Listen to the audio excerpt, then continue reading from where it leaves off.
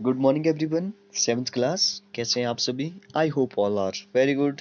तो आज हम स्टार्ट करेंगे एक नया चैप्टर, चैप्टर नंबर 7, अध्याय 7, देवभूमि का गौरवपूर्ण इतिहास 1857 ईस्वी से 1919 ईस्वी तक। जो वो देवभूमि मतलब हमारे हिमाचल प्रदेश की बात हो रही है। देवभूमि मतलब हिमाचल में जो वो इतिहास की बात करेंगे 1857 से जो वो 1919 तक। ठीक है, 1919 तक। 1919 में क्या हुआ था? जलियांवाला बाग हत्याकांड हुआ था। तो वहां तक जो वो हम लोग आज बात करेंगे। तो काफी अच्छा चैप्टर है, काफी कुछ जो वो इसमें आपको जानने को मिलेगा। पिछले चैप्टर में हमने जो वो कुछ हमारे समक्ष जो वो चुनौतियां थी, जैसे प्रदूषण की समस्या थी, बेरोजगारी की समस्या थी, कई सारी समस्या थी, उसके बारे में हमने डिस्कस किया था। काफी अच्छा चैप्टर था। तो आज हम बहुत ही एक इंटरेस्टिंग चैप्टर पढ़ेंगे। काफी अच्छा है। तो चलिए स्टार्ट करते हैं। सबसे पहले यहाँ पे लिखा है पूनम और अमन एक छोटे से गांव में रहते हैं। ठीक है, पूनम और अमन जो वो एक छोटे से गांव में रहते हैं। आज उनके दादा दादी जो वो हिमाचल दिवस कार्यक्रम में गए थे। ठीक है, हिमाचल दिवस कार्यक्रम में गए हैं। तो ये जो हिमाचल दिवस है कब मनाया जाता है? तो ये मनाया जाता है 15 अप्रैल को। याद रखिए, 15 अप्रैल को ये मनाया जाता है। 1948 में जो वो 30 या 31 जो वो छोटी छोटी रियासतों को मिलाकर जो वो हिमाचल प्रदेश का निर्माण किया गया था, तो वो डेट थी 15 अप्रैल। तो इसको आप याद रखिए, 15 अप्रैल को जो वो 15 अप्रैल को ही जो वो हिमाचल प्रदेश मनाते हैं। तो उनके जो दादा दादी है वो हिमाचल दिवस कार्यक्रम में गए थे। पूनम बोली, ठीक है, पूनम और अमन जो वो उनके बेटे हैं। ठीक है, उनके जो वो पोते हैं। ठीक है। पूनम बोली, भैया क्या तुम्हें पता है कि दादाजी को आज जिला प्रशासन ने सम्मानित किया है? तो अमन बोले, हाँ मगर क्यों? पूनम बोले, अरे बुद्धू, दादाजी हमारे हिमाचल के स्वतंत्रता सेनानी हैं। तो दादाजी क्या थे? स्वतंत्रता सेनानी हैं। उन्होंने जो वो अपना हमारे भारत के जो वो स्वतंत्रता में बहुत योगदान दिया है, तो इसलिए वो स्वतंत्रता सेनानी हुए।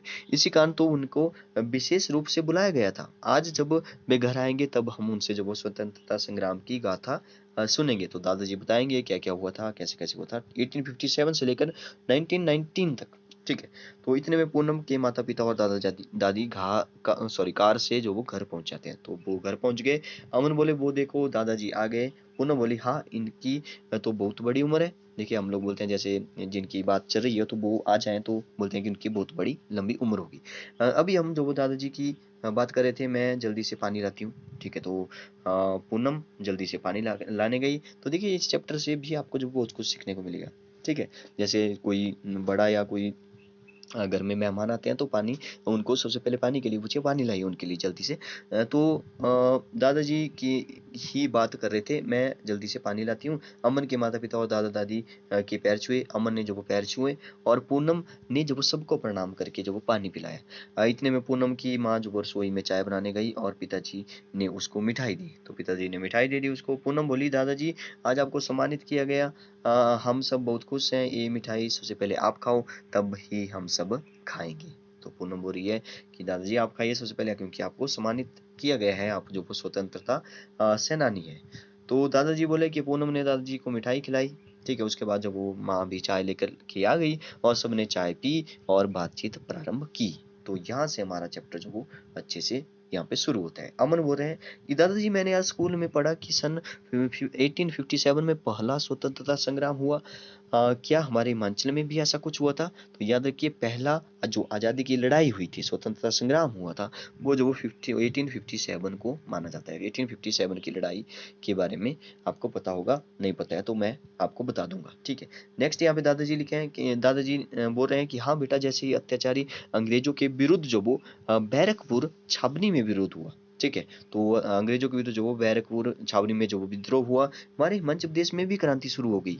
उस वक्त हिमाचल अलग अलग राज्य नहीं था। ठीक है, हिमाचल प्रदेश जो वो अलग अलग राज्य नहीं था, एक ही था। ठीक है, भारत ही था उस टाइम।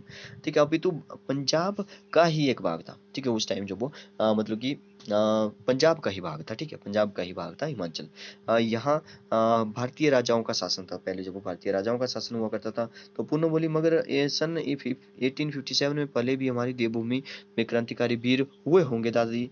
तो पूनम ने बहुत अच्छा क्वेश्चन पूछा कि तो हमारी देवभूमि मतलब कि हिमाचल प्रदेश जो कि पंजाब का पार्ट था पहले, तो उसमें भी कई सारे वीर क्रांतिकारी हुए होंगे। तो दादाजी बोलते हैं लगता है आज तुम अपनी देवभूमि का इतिहास जानने की ठान बैठे हो। तो अमन बोले हाँ दादाजी, आप हमें कुछ वीर हिमाचली सपूतों के बारे में बताओ। तो दादाजी बोल रहे हैं हाँ क्यों नहीं, सबसे पहले मैं तुम्हें सेनापति जोरावर सिंह के बारे में बताता हूँ। तो सेनापति जोरावर सिंह सन 1786 से 1841 मतलब कि यहाँ पे इनका जन्म हुआ था और 1841 को इनकी मृत्यु हुई थी। ठीक है, तो इनके बारे में लिखा है कि बात सुनाता हूँ। अभी इतने कुशल वीर योद्धा था कि जम्मू कश्मीर रियासत के सेनापति बने। तो जम्मू कश्मीर के रियासत के सेनापति बने कौन? सेनापति जोरावर सिंह। ठीक है, बाद में अपनी प्रतिभा के बल पर वे किश्तवाड़ के गवर्नर और वजीर भी रहे। कहते हैं कि सन 1841 में, ठीक है, जब उनकी मृत्यु हुई तो उनको जो वो तिब्बती सेना को बुरी तरह से उन्होंने तिब्बती सेना को बुरी तरह से हराया और लद्दाख पर कब्जा किया। इसी कारण लद्दाख हमारे देश का अभिन्न अंग है। तो याद रखिए, ये भी बहुत इंटरेस्टिंग पॉइंट है, एक फैक्ट है। देखिए यहाँ पे लिखा है सन 1841 में कहा जाता है कि तिब्बती सेना को उन्होंने बुरी तरह से हराया और लद्दाख को कब्जे में ले लिया। इसी कारण आज लद्दाख जो वो हमारे देश का एक अंग है। ठीक है, दादी बोली हाँ बच्चों, आगे की बात मैं सुनाती हूँ। तो दादी भी कुछ सुना रही है अब। सन 1848 में कांगड़ा में जब वो अंग्रेजों की खिलाफत शुरू हुई, ठीक है, कांगड़ा में जो वो अंग्रेजों की खिलाफत शुरू हुई, उस समय नूरपुर किले की रक्षा कर रहे थे वहाँ उस समय नूरपुर किले की रक्षा कर रहे थे वहाँ के निवासी राम सिंह पठानिया। तो राम सिंह पठानिया को भी आप याद रखिए, कांगड़ा के हैं। और जब वो जो वो अंग्रेजों के खिलाफ जो वो खिलाफत आंदोलन जो वो शुरू हुआ, तो उस समय जो वो वहाँ के निवासी कहाँ पे नूरपुर किले की रक्षा कर रहे थे। तो नूरपुर के निवासी राम सिंह पठानिया, ठीक है, किले की रक्षा करते हुए उन्होंने अंग्रेजों को बुरी तरह से हराया। मगर इस से एक साल बाद हुए युद्ध में वे स्वयं हार गए। ठीक है, उसके बाद वो स्वयं हार गए।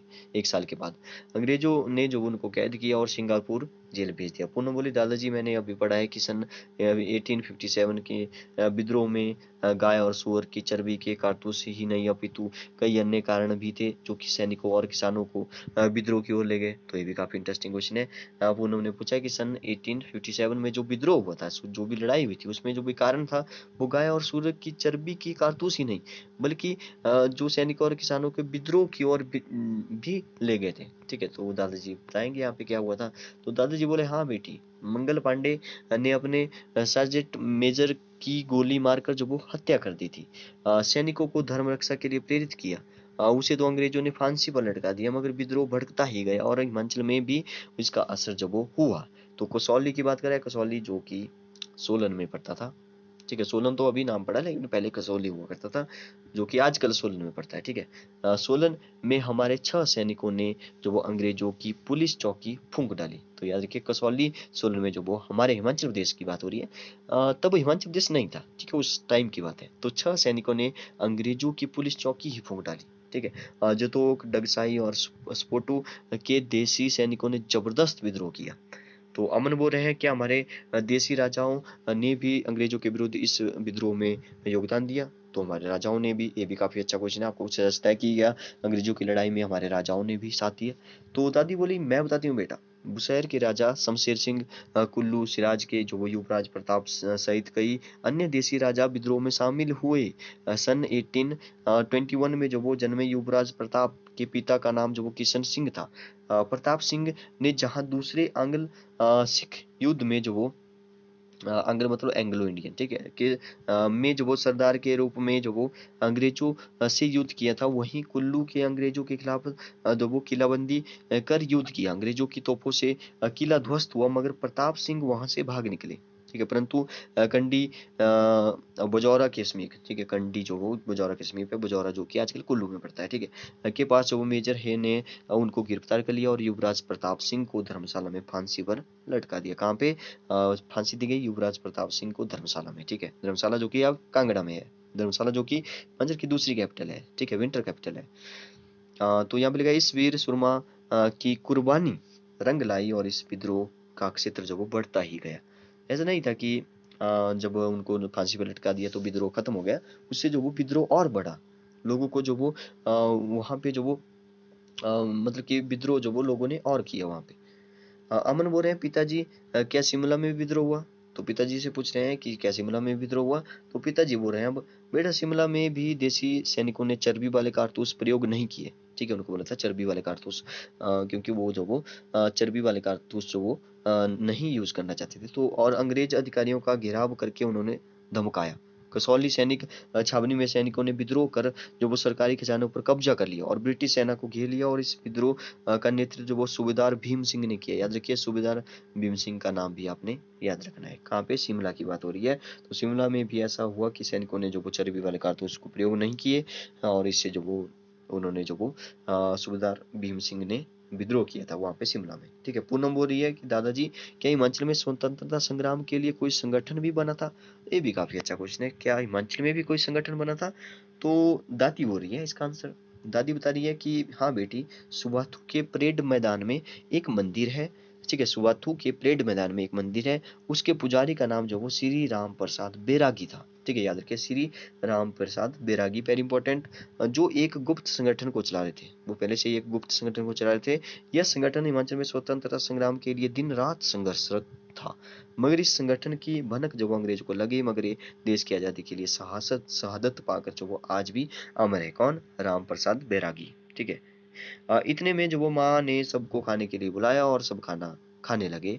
पूनम अब भी दादाजी से जिद करने लगी कि वो इसके बाद भी हिमाचल की गाथा जो वो सुनना चाहती है। तो पूनम जो वो इसके बाद भी सुनना चाहती है। तो बाकी चैप्टर जो वो हम लोग कल पढ़ेंगे। ठीक है, आज के लिए इतना काफ़ी है। इस चैप्टर को अच्छे से रीड करें और खुद पढ़ें। इसको जो वो महसूस करें कि उस टाइम जो वो क्या क्या हुआ था। Okay, thank you and have a nice day.